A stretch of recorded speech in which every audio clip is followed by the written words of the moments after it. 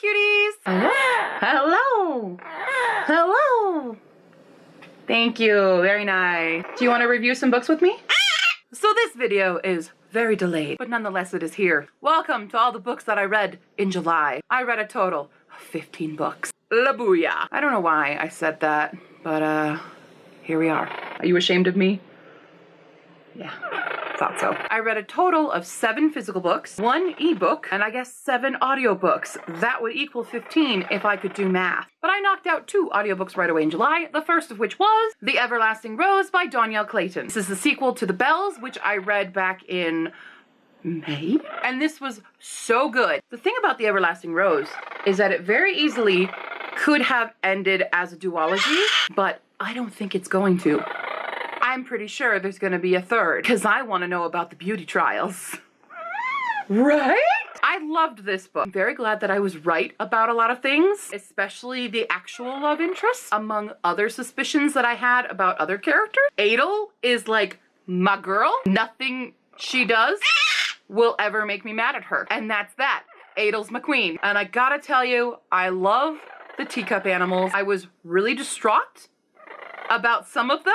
And I won't say because I don't want to spoil. I did have to like throw the book at one point because unfair. Also, I do want a teacup dragon. Can you be a teacup dragon for me?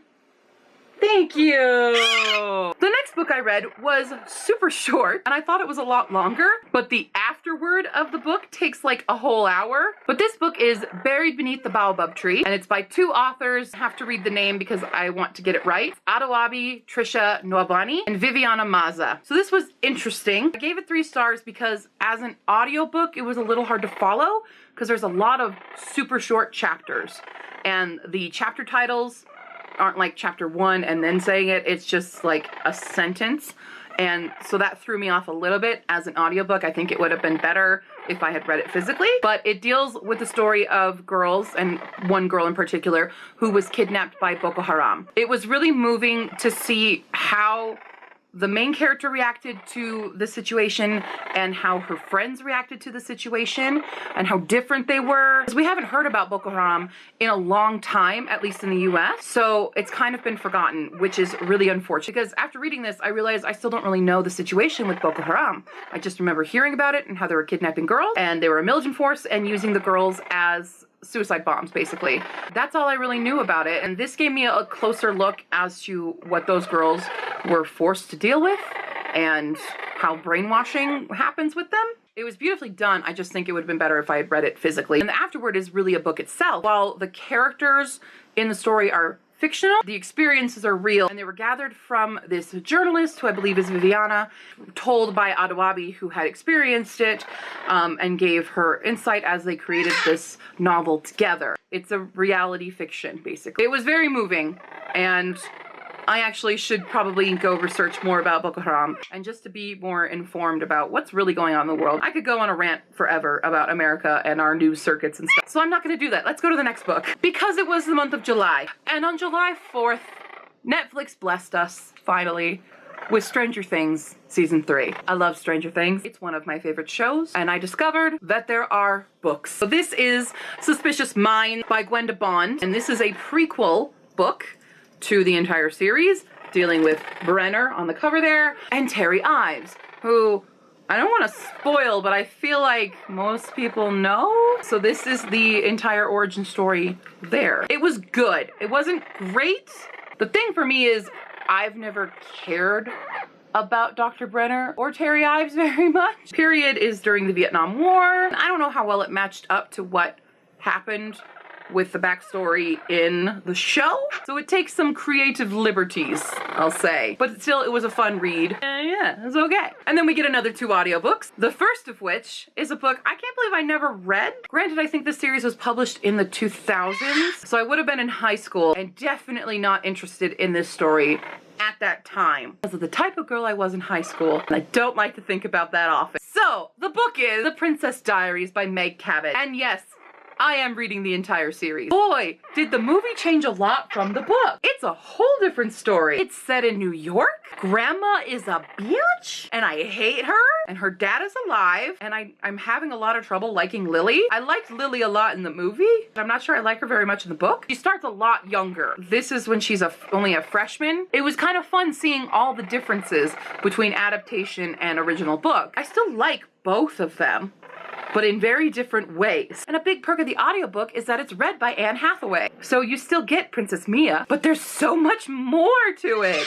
And I like that, but I'm hoping that there's a big shift in a lot of characters because I really hate Grandma right now. Like, so much. Continuing with a royal theme, I got to the sequel to Prince Charming, Her Royal Highness by Rachel Hawkins. And this was so good. I was really worried that I wouldn't like this book as much as Prince Charming. I really bonded with the characters in Prince Charming. I didn't like them at first in this book, the characters. The main character is from Texas. This girl was kind of a stereotypical Texan, and I didn't like that. And then even in the first book, I did not like the Princess Flora. But when she's presented in this book, she seems very bratty, and that's how I guess you relate with Millie, the main character, because she sees Princess Flora as this bratty, spoiled princess without knowing she's a princess at first. You kind of get to relate a little bit, but they weren't exactly characters that I could relate with. Still enjoyed the book a lot. I think I still like Prince Charming more because I feel like there's just more shenanigans that happened in Prince Charming than here. But I guess the drama that happened in this one wasn't as compelling to me as the one in Prince Charming. But I still really liked it. It's like very small amount of liking this one a little bit less than Prince Charming, like right there. But I really hope there's a third one because we need a conclusion for Seb and the royal wedding. We need those conclusions. Please give them to me. Next up was a book I picked at random from my shelf, and that was The Girl Who Was Supposed to Die by April Henry. Boy, was this a whirlwind. This was a kind of mystery thriller. It dealt with a lot of components that I wasn't expecting to mesh together, and that was amnesia and bio-warfare, and of course a bit of teen romance. And this, unfortunately, falls into the category of a main character with a name that I hate, and it's Katie. C-A-D-Y. I don't usually hate if it's K-T, like K-A-T-I-E.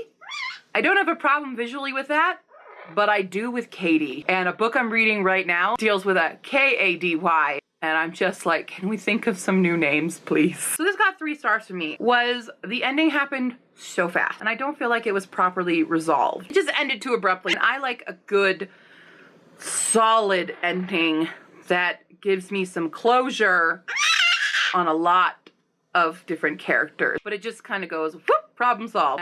And that kind of took it away from me. Next up, I'm gonna review this as a whole.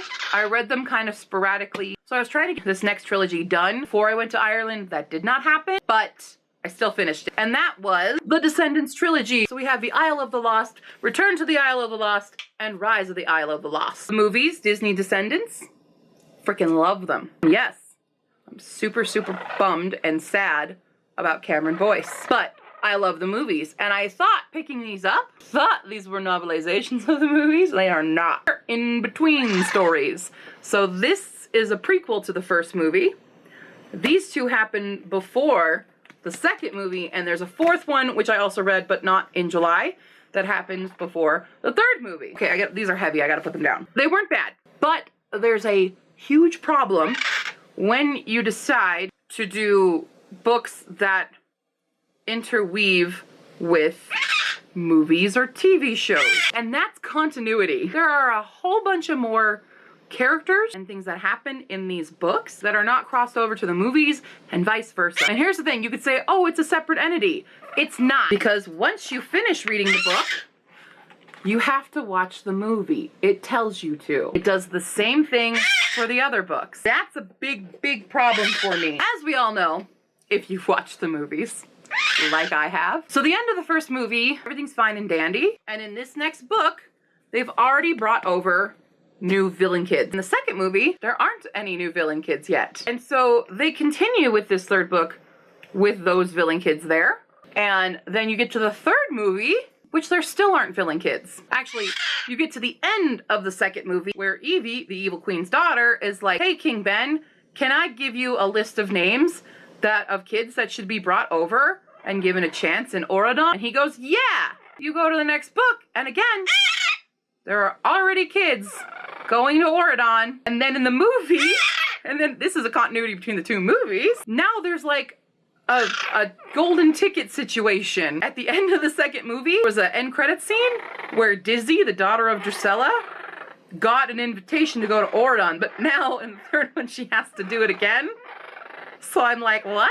In characters, all the villains have way more kids, but in the movies they only have like one kid. So Gaston has like these twins that are in this book, but then Gil comes in later as like an afterthought. It's just really poor communication between the two medias. So it was just really disappointing to read these and just end up sad about continuity. And rant. Let's talk about an audiobook that I loved. I'm actually really sad because there's a sequel to this book, but the audiobook is not available on Libby, and I really want to hear it. So I read A Date with Darcy by Tiffany Schmidt, which is the Bookish Boyfriend series. You know me, and a good Pride and Prejudice retelling, I'm all there. In the beginning, it had me with the Romeo and Juliet nonsense, and then it got me strong with the Darcy stuff. I ended up really liking this.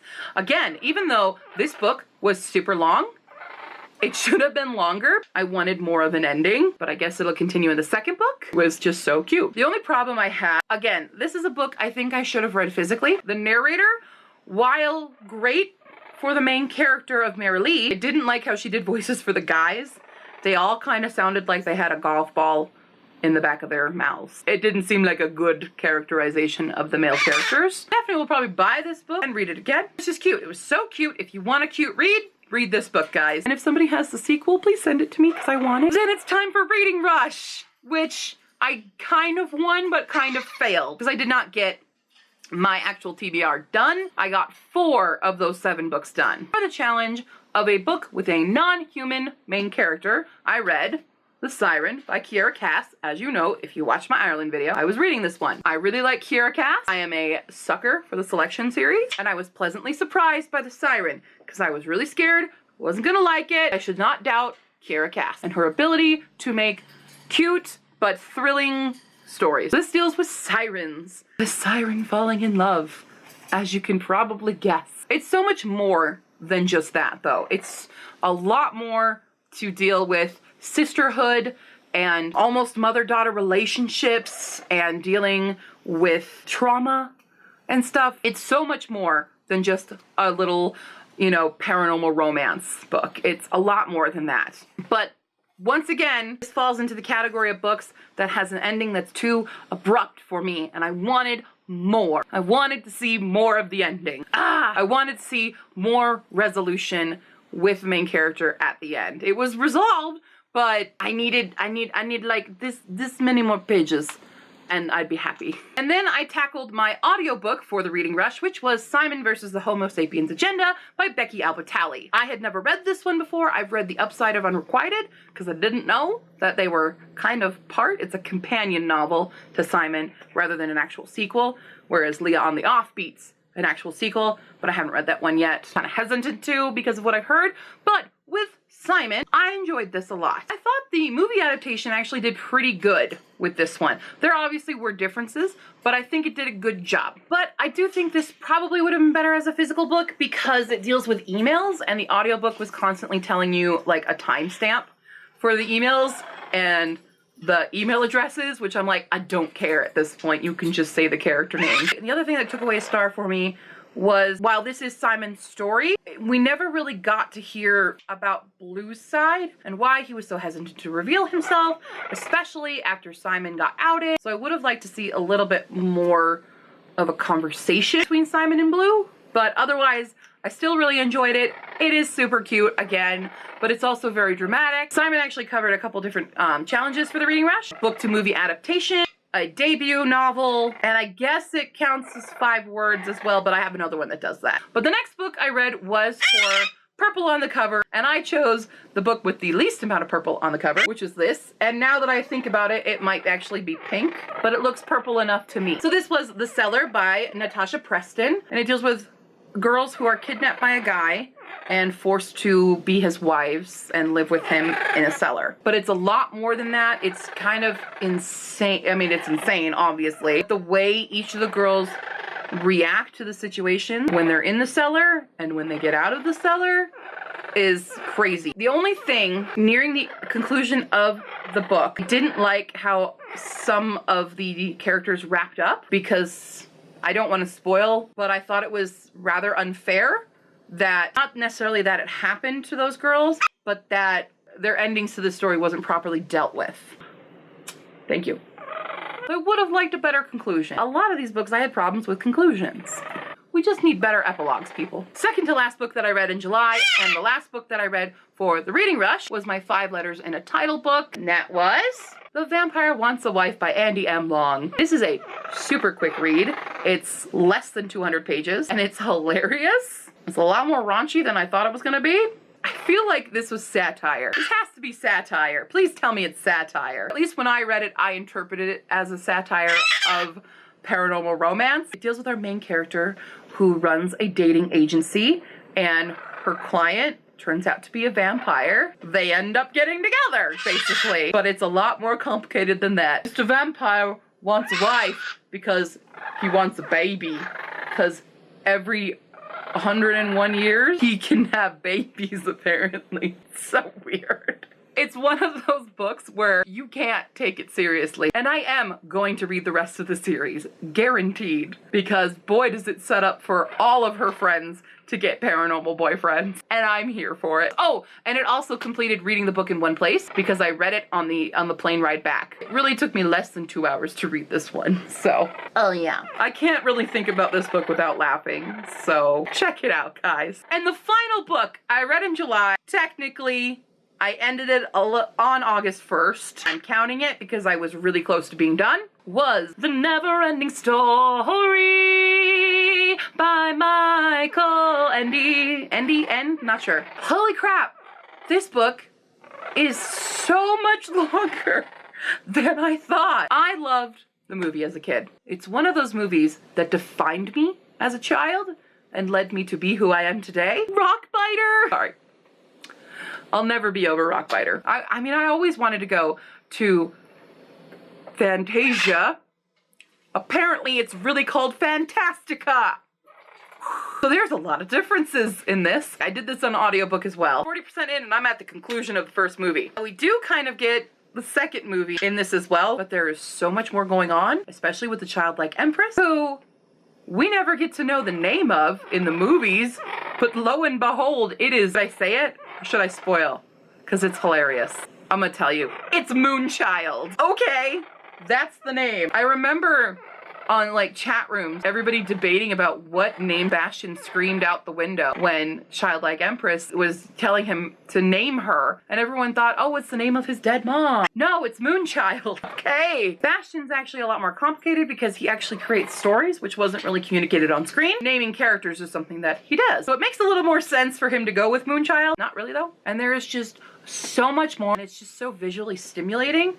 When you listen to the audiobook, it was really good, but it was just so long. Granted, it is the never-ending story, and it felt never-ending. So I don't know if I could have read this as a kid because of how long it was and how much more complicated it was. I definitely enjoyed it as an adult. Overall, great reading month. It's currently August 13th when I film this, and I'm already 8 books in. Okay, that's enough talking about a lot of books. My throat's pretty dry now. So if you guys have any questions or comments about the books I read in July, put them down below or on Facebook, Tumblr, and Twitter. And I'll see you next time, cuties. Bye! You say bye. Can you say bye-bye? That's not really bye-bye. We'll pretend it's bye-bye. Kiss, kiss. Thank you.